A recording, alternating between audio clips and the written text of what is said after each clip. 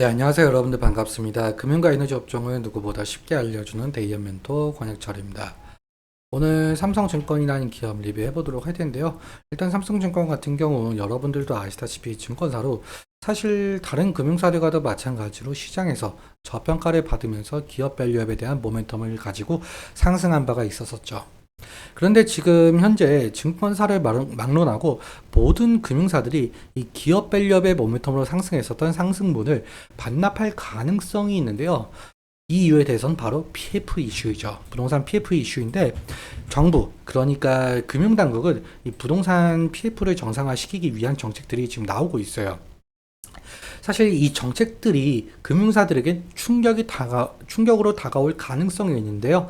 이 부분 여러분들과 함께 천천히 얘기 나눠보도록 할 텐데, 먼저 시작하기 전에 저희 대기업 채널에 오시면은 모든 종목들을 커버해드리고 있으니까 찾아와 주시면 정말 감사하겠고, 제 영상도 끝까지 지켜봐 주시면서 댓글로 궁금하신 것들 남겨주시면은 다음 영상에서 말씀을 드리도록 하겠습니다.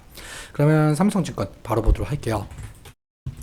일단 삼성증권 같은 경우 증권사로 위탁매매, 기업금융, 자기매매 등등을 하고 있는 기업인데요. 재무제표를 좀 잠깐 살펴보자면 삼성증권 같은 경우 PBR이 0.52배, 그리고 BPS가 74,162원으로 시장에서 저평가를 받았다는 것을 좀 알 수가 있는 부분이죠.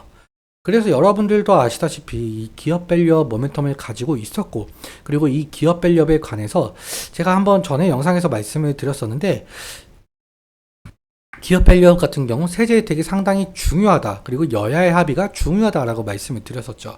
일단 아무튼 현재 금융권들이 이 기업 밸류업의 모멘텀에 힘입어서 어느 정도의 상승을 좀 이끌어냈었는데, 이 상승분을 반납할 가능성이 있는 이슈가 나왔죠. 바로 부동산 PF 관련 이슈인데요.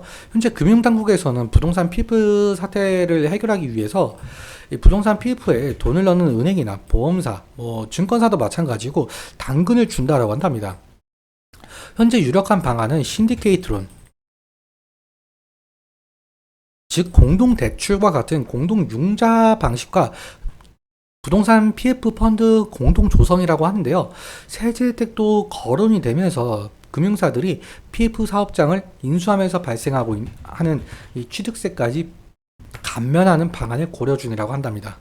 일단 다수 금융사가 참여를 하면서 이 개별 금융사들의 부담을 낮추겠다라는 전략으로 보이고 있었는데요.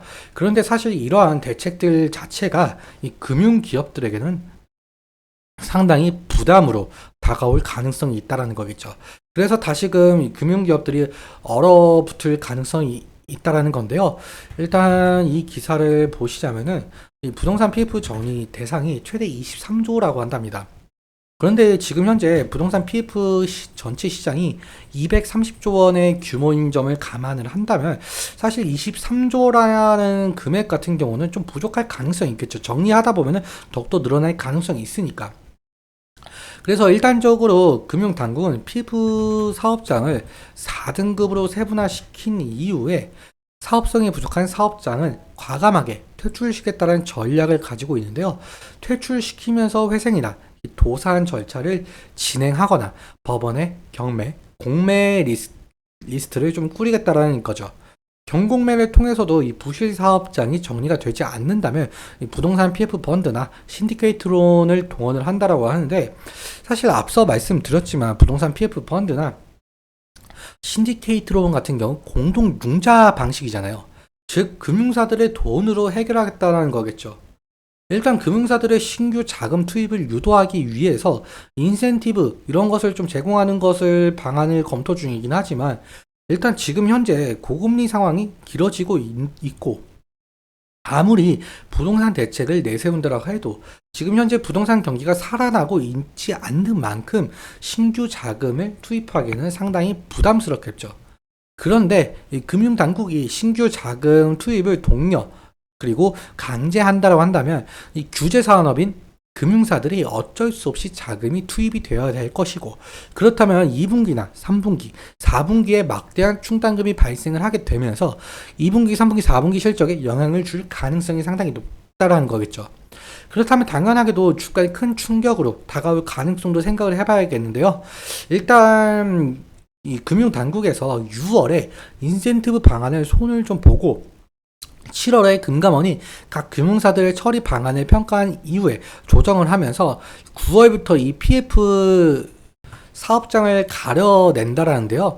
그렇다면 매물이 쏟아질 것으로 전망을 하고 있죠. 일단 정부와 이 금융당국이 부동산 PF 대책을 어떻게 발표할지, 그리고 금융사들을 어떻게 달랠지에 대한 내용, 이 부분 상당히 중요한 것으로 보이고 있는데요. 이 이슈에 대해서 지속적으로 살펴보는 것이 상당한 중요 투자 포인트 중 하나가 될 것 같습니다. 이슈가 나온다라고 한다면 바로 말씀을 드리도록 하겠습니다. 그럼 차트 보면서 마무리 설명 짓도록 할게요. 삼성증권 같은 경우 아무래도 이 증권사, 그러니까 금융사이다 보니까 금융테마 형성이나 아니면 호실적 기대감이 모멘텀으로 작용을 하면서 주가 변동성을 나타내고 있는데요. 최근 2월부터 시작을 한 이 기업 밸류업 이슈로 인해서 상당한 상승을 좀 이끌어낸 바가 있었죠. 그런데 앞서 저번 영상에서도 말씀을 드렸지만 2월 26일에 실망 매물과 실망스러운 내용으로 인해서 실망 매물과 5월 2일에 2차 세미나 발표 내용도 실망스럽다 보니까 이 부분에 대해서도 실망 매물이 나왔어요. 근데 오늘 하락 같은 경우는 이 MSI에서 퇴출이 당했다라고 하죠.